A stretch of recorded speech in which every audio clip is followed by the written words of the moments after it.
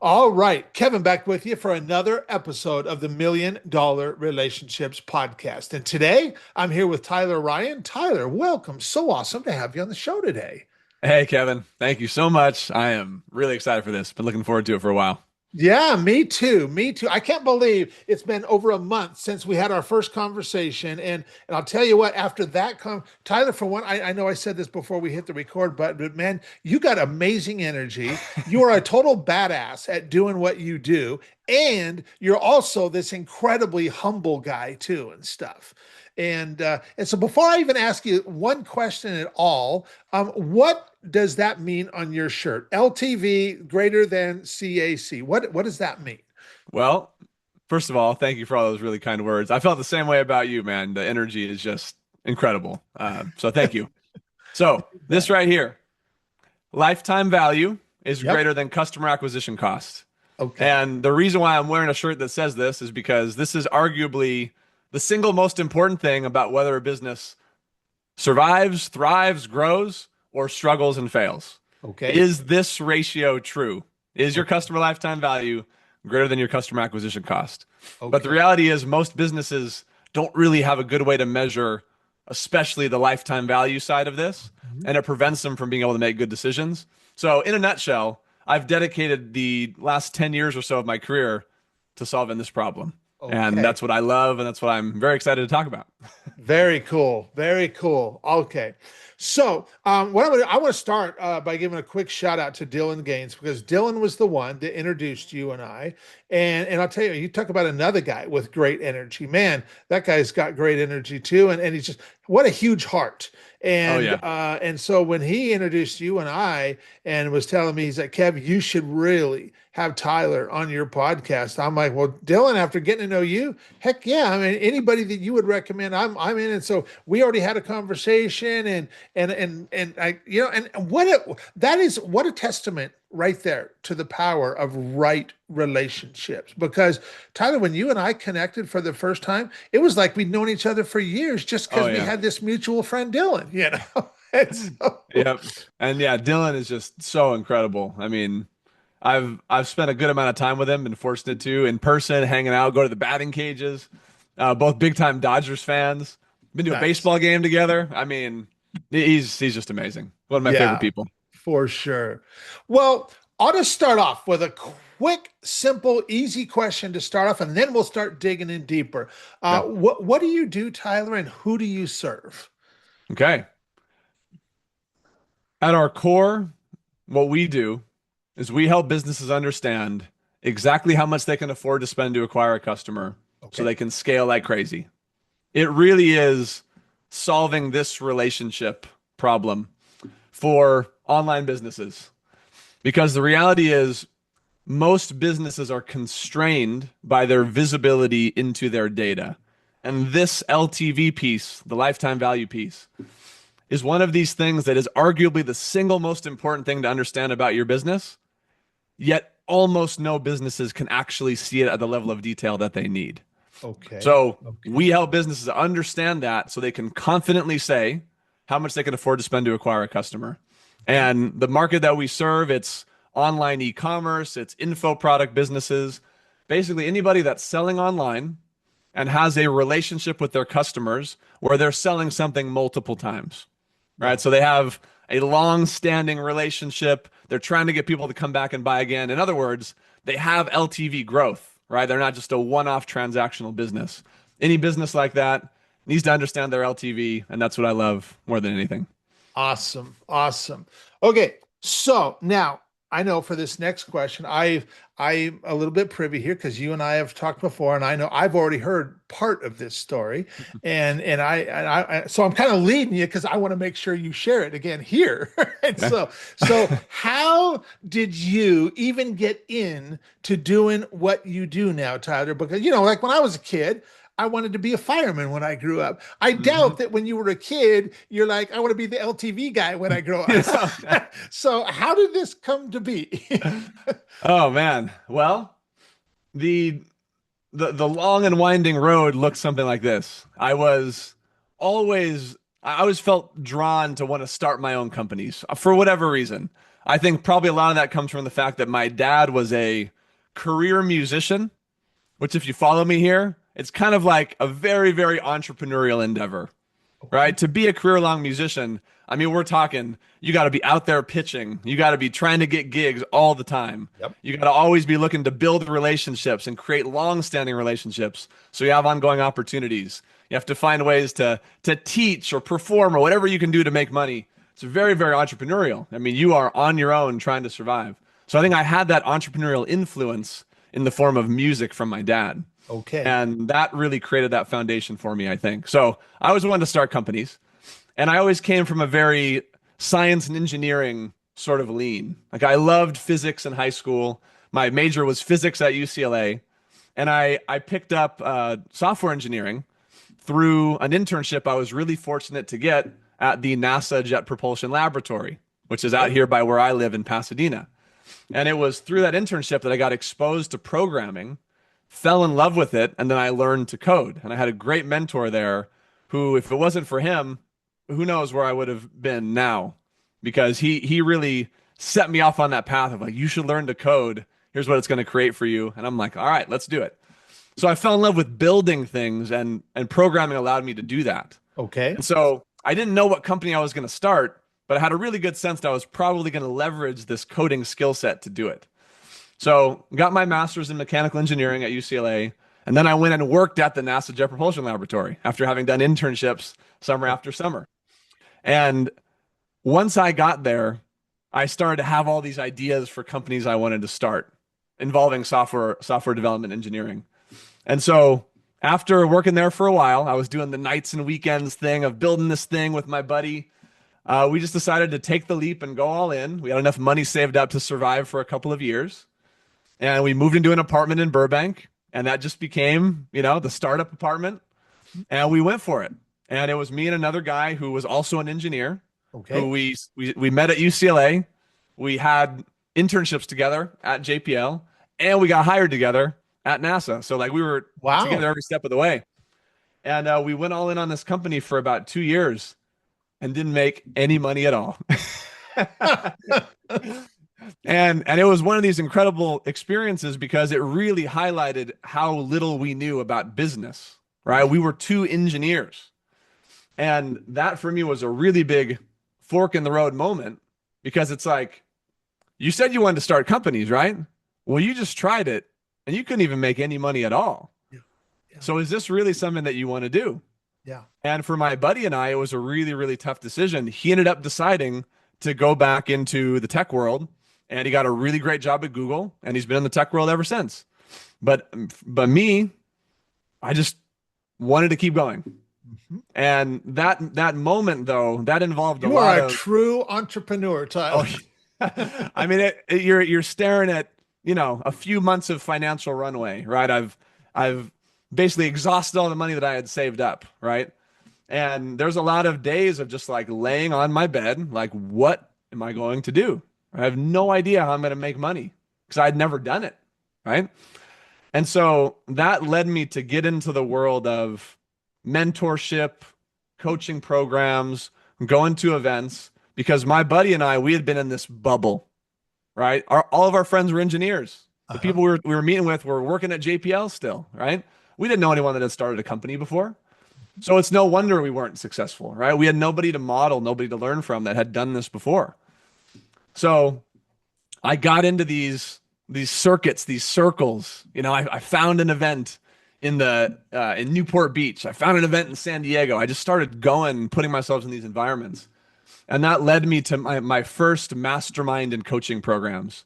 Okay. And to join these programs, I literally emptied all the money I had in my retirement accounts, all the money I had in my investment accounts, to give myself a little bit more runway so that I could get into these expert environments. Okay. Because I knew that if I was actually going to do this whole start a company thing, that's where I had to be. Mm-hmm. And I went in there not knowing what company I was even going to start. I didn't even have a business idea. I just knew that if I was in those rooms, something good would happen. Mm-hmm. And sure enough, over the course of 3 months, 6 months, 9 months, I started to build these relationships that I didn't have any intent to start companies or anything like that going in. but they just started to emerge through these relationship dynamics that were in these rooms. And what I found out is that I was in a room with a bunch of fitness coaches and a bunch of online business experts. And I'm just this tech guy. And there's nobody else in the room who does what I do. And I was just helping them, fix their website problems and set up an automation in their sales funnel. And I was like, wait a second, I could probably charge for this, right? So at some point, I was looking at my bank account. I had less than 30 days of money left, like anywhere I could grab, less than 30 days left to get through next month. All the money was gone. Everything had been emptied to be able to get to this point. And so I remember I announced to this mastermind group I had joined, which was mostly fitness people, that I was going to start doing tech consulting for the group. And when I made that announcement, because I'd already been helping people in the room for free and not even thinking a thing about it, I had enough interest that I made $3,000 in 7 days. And this was like, 8-9 years ago. Yeah. And that was my moment of, I can do it. Yeah. Like, there it is. It just happened. Yeah. And that was really where my career turned. Yeah. Because then I just did more and more of that for about 2 years. And by working with these companies and being able to actually get paid to do it, I was now actually getting paid to learn from the people that I wanted to serve. And I started to see what the problems were inside of these companies. And just having that eye for what's holding you back right now? What are your pain points right now? What are the areas that you're experiencing friction in? I started to see all these companies having problems with their data, right? They launch a funnel and pretty soon they're asking, what's my customer lifetime value, right? How much can I afford to spend to acquire a customer in this funnel? How many of my new customers come back and buy from me again within the first 30 days? And all the questions, one way or another, kind of map back to this relationship right here. Yeah. And after hearing it so many times independently from a bunch of different people, my antennas were up about, well, I want to start like a software company, right? I'm not trying to be like a website builder for people, right? I have this coding skill set. I want to be able to leverage it. And so it all came to a head at the story that I know you wanted me to tell. So here it is. I found myself at an event. It was Craig Ballantyne's Perfect Life Retreat. And this was, I believe, 2018. Okay. And I was watching a talk by Joel Marion of BioTrust. And the title of his talk was How to Scale Your Business 10 Times Bigger, 10 Times Faster. And I'm in a room with about 400 other entrepreneurs just like me. And right at the beginning of his talk, he goes, question for you all. How many of you know your average customer lifetime value? Just a single number, $100. What is it? And out of the room of 400, there were maybe 50 or so hands. So he looks around and goes, okay, not bad. Now, how many of you know your customer lifetime value at day 0, 30, 60, 90, and 180? Yeah. Look around the room, maybe 20 hands. He goes, okay, not bad. Now, how many of you know your customer lifetime value at day 0, 30, 60, 90, and 180 for every product, funnel, traffic source, and affiliate? And there were 4 hands. And this burned into my brain because the room literally went from 400 to 4. Yeah. 1% of the room. Yeah. And he asked each of them, how big's your business? 15 million, 25 million, 35 million, 50 million. And he just goes, I'm not surprised. Yeah. Then he goes on to give the whole rest of this talk where the punchline was the reason we were able to scale BioTrust from 0 to 9 figures in 18 months was because we knew the answer to that question better than anybody else. Yeah. Yeah. And that was my moment of, I know what I need to go build. Yeah. I had already heard the rumblings of it from everyone that I had been working with. And that was the moment of crystallization. Yeah. So in that moment, LTV Numbers, which is what I've been doing ever since, was born. And I left that event and I went to go build it. But there was one final piece that I have to add from the story. I was already seeing it as he was going like, oh my goodness, I got to go build this thing. But what really solidified it for me was at the end of the talk, they were doing Q&A and someone came up to the mic and said, Joel, this is awesome. I'm all in. How did you do it? How did you get the answer to this question? And he goes, well, I paid a developer and a data scientist $250,000 a year to make sure I can answer this question. And you can just collectively hear the whole room groan, Hmm. right? Hmm. Nobody wanted to hear that answer. Yeah. If he had instead said, oh, easy, I just use LTV numbers, the Hmm. entire room would have been running to go sign up. Totally. And so, Totally. so Yeah. that was what really, really solidified it for me, if there was any doubt remaining at that point. Yeah. So Yeah. LTV numbers was born. It's what I've been doing ever since. And we're over 7 years in at this point. Yeah. Wow. Wow. I mean, what a awesome story. Because we do. I mean, that's how I got into doing what I do. Is I had an experience, and I'm like, wow, man, wouldn't it be cool where if I could have a business where I just got to do that all the Yeah. time, and that's how our business gets born, Right. and Right. and so yeah. So what inspires you most about the work you get to do and the impact you get to make, Tyler? Oh, it's easy. And I think that a lot of this comes from at one point in time, I was an engineer that knew nothing about business. Uh-huh. And that really, really held me back. And it was something that was a big insecurity of mine for a very long time that Okay. affected a lot of the business relationships that I got into. Because I felt like I needed a business person to save me. Mhm. And that was a tough place to be.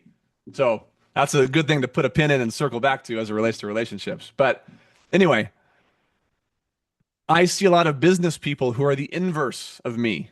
Mhm. They're incredible business people, and they may even have a really good data-driven decision-making intuition, right? But what's holding them back is simply a lack of visibility. Mhm. It's not that they aren't smart, it's not that they're not experts, it's not that they wouldn't know what to do if they could see what they needed to see. Mhm. But the reality is that most businesses are actually constrained by visibility, not by ability. Okay. Okay. And that for me is like, well, that's the problem that I can solve, right? That's Yeah. my engineering background. I can solve that problem. Yeah. And so when I think about I have this desire to build companies and build a great company and help a lot of people. And I think about these other people who don't have my background that want to do the exact same thing.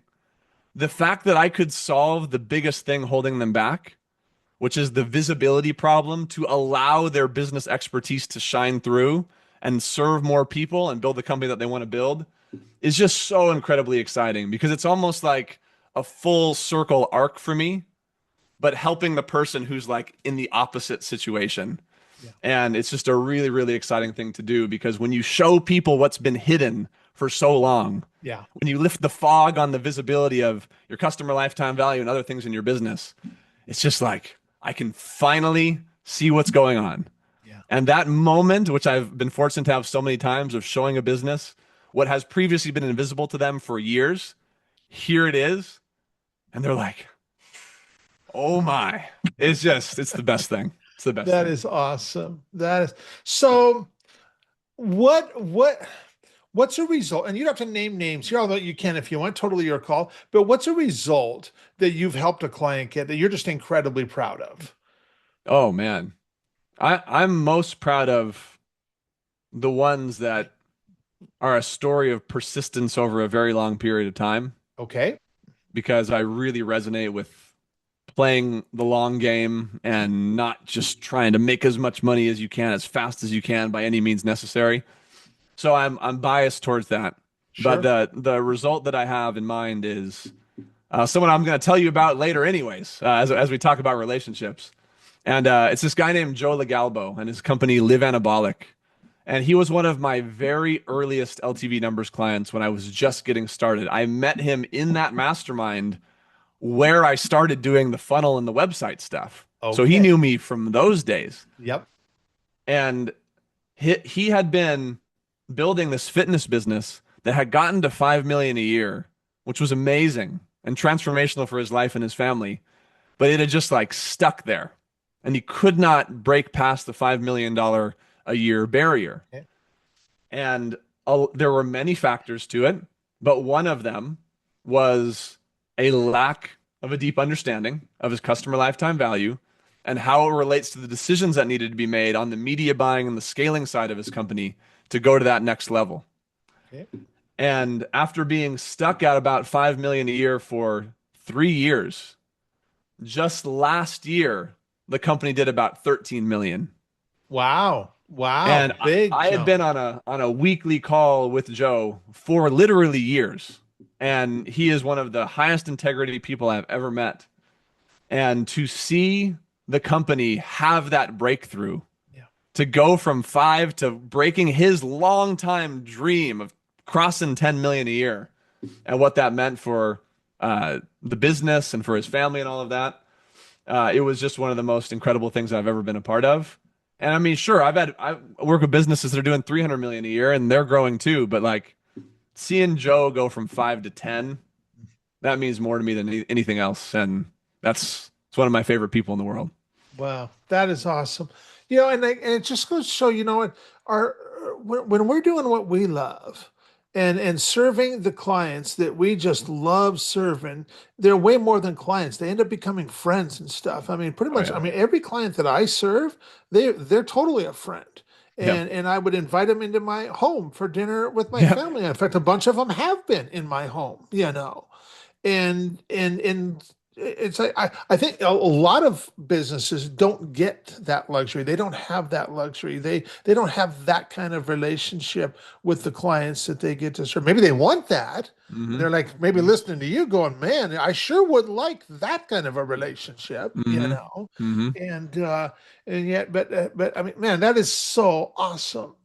Well, okay, so now that we've got a little bit of context set here, and listeners know a little bit about who you are, Tyler, and what you're about, and what you're really good at, world class at, I want to switch gears just a little bit. I want to start talking about the relationship side of this. So, have you ever been introduced to a person or persons who completely changed the course of your life or your business, so much so that much of what you have today would not be possible if not for this person or persons? And I'm just really excited to hear your story and your experience around this topic of relationships. Oh man.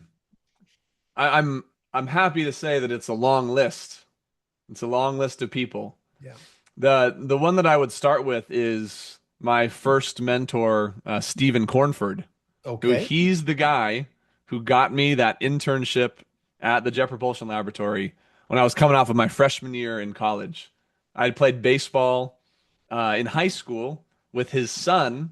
I went back to see one of my high school team's baseball games, like the next year. We got to talking on the bleachers, and next thing I knew, I had an internship at at JPL Wow. that summer. Sitting And at a baseball game, talking on this, just sitting on the yep, bleachers. yeah, it was like, hey, I remember you. And you talk about how I'm in college, study physics. Oh, I study physics too. Steve had a PhD. And anyway, he's the one who got me into the world of software development, programming, and just very high level engineering. So that to me, what that represents is at a time where I didn't really know exactly where I wanted to go. Mhm.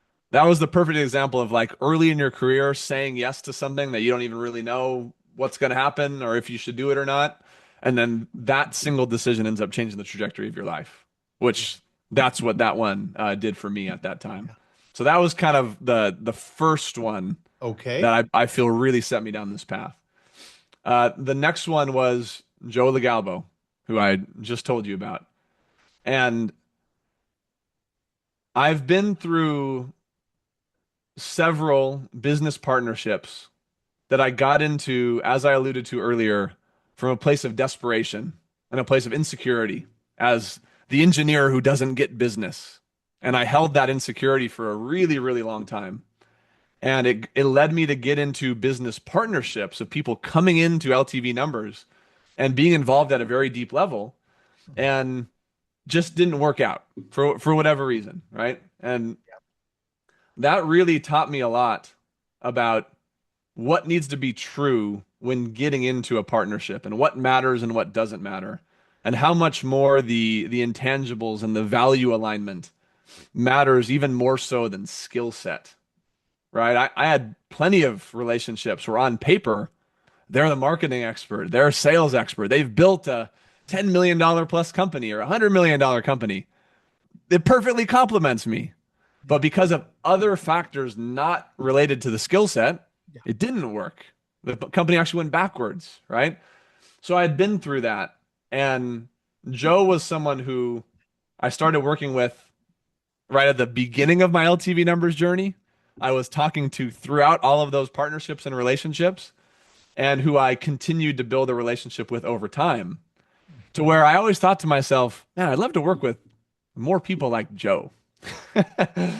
I forget the skill set. That's a person that I would want to work with. I'd want to do anything with. And I was very fortunate to have the opportunity to work with Joe more deeply. He wanted to go to a deeper level of engagement that was more like a consultative relationship. Okay. And I said yes. And we went into that and we went through all these fires together, all these wars together of that business trying to break through.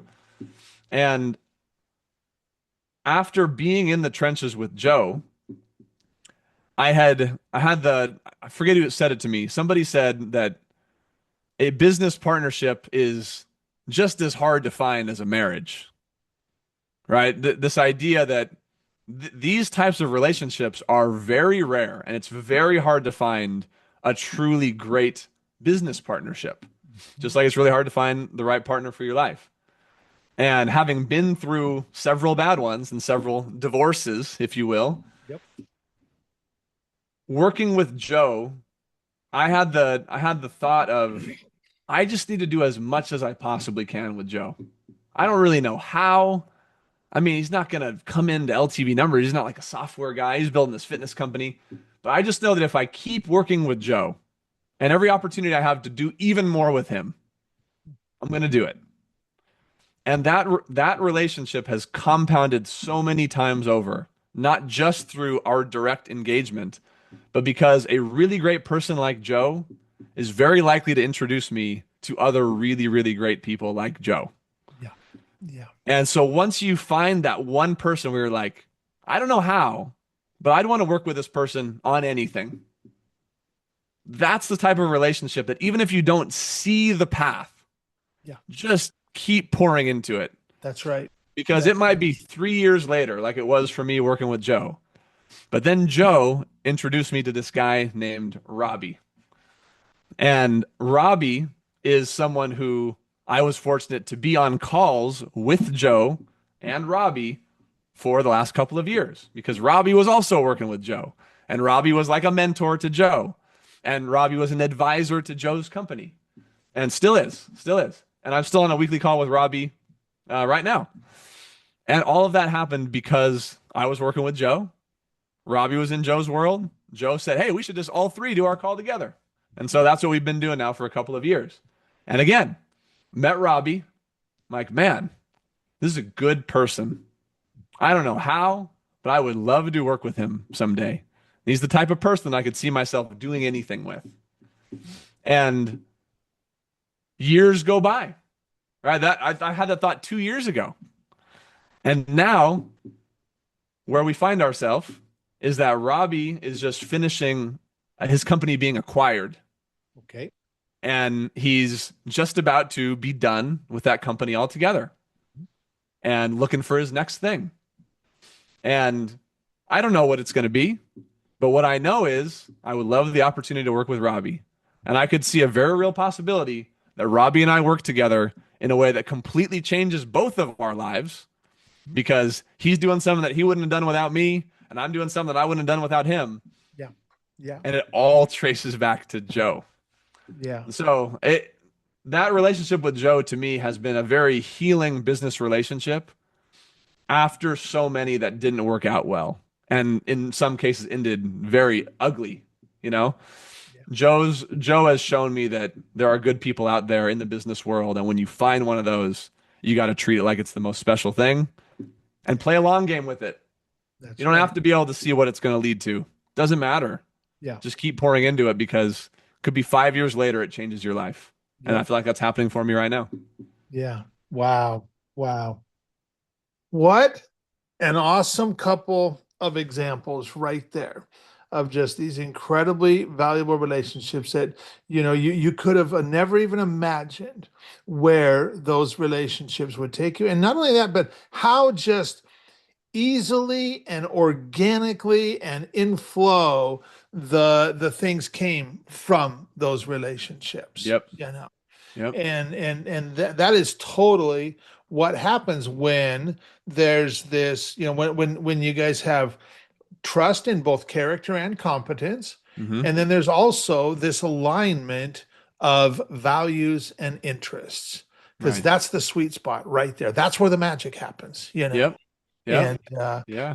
without that stuff, that's where the other stuff happens that's not magical, that you're like this just isn't working. This is like putting a round peg in a square hole, Right. Well, So, I think at least my interpretation on it is what it is that it's way easier to evaluate a fit of a partnership on the skills and the competence side, yeah, right? It's very easy to evaluate. You can look yes, at someone that you don't even know yeah, and be like, man, that person's got a bunch of skills that would really help me out. yes. And so because of that, I think we tend to over-index on like skill fit. Mhm. And I can look at my past partnerships and go, on paper, this should have been perfect based on Yep, skills. you bet. But in practice, it was actually a negative. It didn't even produce a positive result, let alone like a great result, Yes. right? So you then have to ask yourself, if that can happen, if I can partner up with a guy who's like $100 million marketer and the company can go backwards, then the fact that he was $100 million marketer was kind of irrelevant. Yes. I probably could have partnered up with a person that I loved that had very little marketing skills, Yeah. who would run through a wall for me, Yeah. who would go figure it out, and my suffering would be their suffering. They're not just like, I'm doing fine over here. Sorry that you're having a tough time. And they would have probably produced a better outcome. Yeah. And so I think we just over index on skills and we massively under index on, is this a person that I would want to do anything with? That's right. That's that I right. would I would be proud to introduce to my wife or my partner or whoever, that I'd want to go to dinner with and have a deep conversation, Yeah. because those are the relationships where in the absence of the skills, it's that part that will more than make up for it That's in right. many cases. I know it's not Yes. 100% true 100% of the time, but I think it's a tendency to over index and under index on those things. Yeah. And I mean, that has totally been my experience too. In fact, I care far more about who somebody is and how they show up. I care about that way more than whatever it is that they do. Hmm. And you're so right. Somebody can have a great skill set, but if they don't show up in the right way, I mean, because I'm always looking at like, well, if I bring this person into my world, and I introduce this person to this person who I've already known this person for a long time. I've known this person Right. for say 15 years, and I bring this person in. I'm always looking at, is connecting these two people, is making this introduction going to further the relationship that I already have with both of these people, Right. and if I didn't think that 100%, that would never happen, because I will not knowingly damage any relationships that I've got. Right. Right. And I want the person's coming back and going, man, Kev, thanks so much for introducing me to so and so, Hmm. Hmm. regardless of what happens from that. And so, but yeah, that piece is like that is like the most important piece. And yeah, yes, people need to be really badass at doing what they do. They need to have skills, Of but course. the other piece is like the really important piece. Yeah.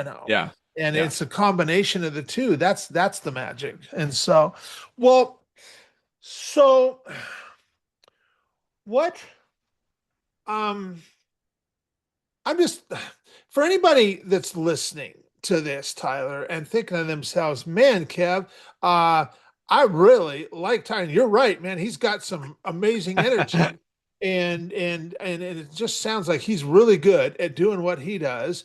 And man, maybe it might be worthwhile for us to have a conversation with him, or maybe they're thinking of somebody else they know that. So any websites, any resources we can share with folks, Tyler? Oh, I appreciate that. LTVnumbers.com is Okay. our website, and that's LTV, just like lifetime value. Yep. And what I just want to say on that is, if you can't confidently answer the question, how much can I afford to spend to acquire a customer? and you feel like your business lacks a structured, data-driven decision-making operating system, right? In other words, you want to be data-driven. You try and make data-driven decisions wherever you can, but there's this visibility layer, right? I always call it like the fog over your business. Okay. Then that very well could be the constraint that's preventing you from being able to break through to higher levels. It's not that you're not expert enough. It's not that you need to be a better business person. It's that you are operating at a disadvantage because it's like you have one hand tied behind your back. Mhm. So even though you're a 10 out of 10 marketer, your lack of visibility makes you operate like a 5 out of 10, right? And there's 5 out of 10 marketers out there that have way more visibility that are operating like an 8 out of 10, Mhm. right? And I think the visibility piece really is the difference. So your skill set determines your potential. You could be operating at a 10 out of 10, but if your visibility is terrible, you're going to operate well below that potential. Yeah. So if any of that resonates to you and you're thinking, man, I wish I had better visibility into my data, in particular, understanding this relationship right here, lifetime value to customer acquisition cost for every product, every funnel, every traffic source, whatever it is for you, knowing how much a customer is worth at every single day of the journey in great detail, no more visibility constraints, then that would be the type of person that we could really, really help. And I would be honored to be able to help. Okay. Awesome. Awesome. Is there any other last thing you might feel led to share before we call it a wrap? Sure. Yeah, absolutely. I was this will be a story that uh hopefully a lot of people can appreciate. And also, we just recently had the whole Artemis mission, which was really, really cool. Just Yeah. seeing what we were able to do with that. So I feel like space exploration and all that's kind of on people's mind a little bit. So maybe this will resonate with some people. I was in the auditorium with the entire campus of the Jet Propulsion Laboratory when the Curiosity Mars rover landed. So this was back in like I forget the exact year, but it was in like the 20, it was between 2010 and 2016, somewhere in there. I was in this auditorium with thousands of people. And for those who don't know, a space mission like Artemis or like Curiosity literally involves thousands of people and in many cases like a decade of work. And even that decade of work is sitting on the shoulders of many decades of work that came before it. And the Curiosity mission in particular, I happen to know, took about 10 years to pull off. And basically, every one of the 5,000 people that worked at the Jet Propulsion Laboratory had worked on that project one way or another. And I was just an intern. So I was kind of just watching all of this. And I had some awareness about what was going on, but I wasn't like working on the project, right? Okay. So we were all in the auditorium waiting for the Curiosity rover to actually land on Mars. Right, so we were getting close to touchdown, not the launch, but like touchdown on the surface. And there's all this anticipation and build up, and you hear mission control over the speakers talking about, okay, entering the atmosphere, parachutes deployed, sky crane active, like they're giving you the narration of what's going on. But here's Mm-hmm. the crazy thing, though.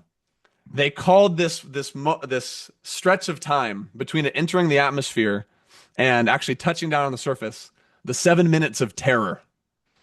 And where that name comes from is depending on how far Mars is away from Earth, it takes somewhere between like 7 and 14 minutes for the signal to actually get back to Earth.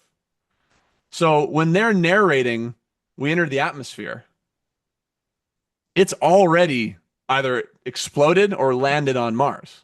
We're just Wow. like finding out what happened Wow. because Wow. at that point, you can't intervene, Yeah. right? Because if you tried to do anything, it's too late. It would take too long for the rover to actually receive whatever you tried to send it to course correct.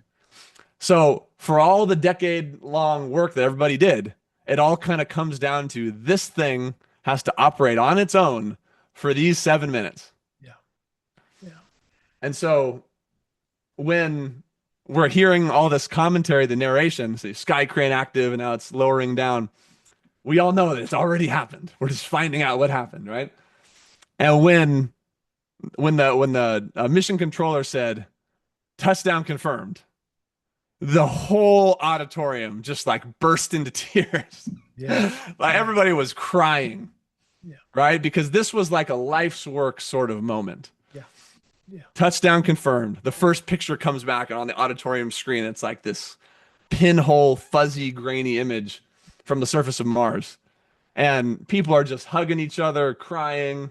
And it was just a really, really powerful emotional moment for me because I didn't have anything to do with that. I didn't, I had no part in that being successful, but so many people did. Yeah. And what was so unbelievable is as in the minutes that followed, as they were talking about what had actually happened, it landed so close to its target destination on the surface of Mars, like unbelievably close. I think it was like within a mile of where it was supposed to land. Okay. And you think about that. This thing flew through space and landed pretty darn close to exactly where it was supposed to land, entirely on its own. And it was just such an incredible feat for humans to accomplish. Yeah. Right. And it was so inspiring to me in that moment. And I'm going to do something funny here. I'm going to tie it back to business and data driven decision making. The point of all of that is think about how much collective expertise and time and due diligence and depth it took to be able to pull off something that incredible. Yeah. Right? Launching something the size of an SUV from Earth, flying all the way through space to the surface of Mars, and taking care of itself in landing on the surface pretty darn close to its target destination. How well do you think you have to know your numbers to be able to do something like that? Pretty well. Pretty well. Yeah. Pretty well. And I just think it's a really powerful frame of knowing that that's possible. Yeah. We can know our numbers well enough to land something on Mars in the right place. Yeah. Yeah. So if your business has a data visibility problem, don't you think that we can probably solve it? Yeah. It's not hard.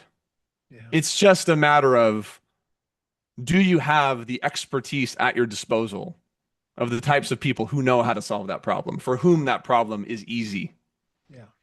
And I'm not an all-knowing expert, but when it comes to business data and analytics, that problem is easy for me. And this is what I have lived for well over a decade now. And so whether it's me or anybody else, I fundamentally believe that every business needs that seat filled. And it's usually not going to be the marketing person that fills that seat. And it's probably not going to be some analyst you find on Fiverr either, right? It's going to be someone that has a depth of experience, not just building analytics tools, but having the engineering depth to be able to solve some really, really complex problems and make them easy and simple. Yeah. And so my mission and what I want for all businesses is I want data-driven decision making to become the default. I want it to become accessible to anybody. Our company's mission is literally to make the right decisions obvious. And to be able to do that requires wrangling this whole mess of business data and data-driven decision making and packaging it up in a way that fulfills our company's vision, which is answering the question, hey, data, what do I do? And any business that can confidently answer the question, hey, data, what do I do? And with how much can I afford to spend to acquire a customer being one of the questions underneath it, those businesses are the ones that are going to win over the next 5 to 10 years. Because everyone's getting more sophisticated, but we got to have a data-driven decision-making operating system powering everything that we do. And I hope that some of this could be inspiring about, look at what's possible. We can solve these things. You just got to have the right people in your corner. Yeah. Well, wow. Tyler, I want to thank you so much for taking the time to have this conversation today. I really appreciate it. I really appreciate you. And man, I am just excited and stoked to get this out there and share this with a lot of folks. So thank you so much. Thanks a lot, Kevin. This was an absolute pleasure. So glad we got to do this. Thanks for the awesome questions and for the time. I really appreciate it. Absolutely. Absolutely.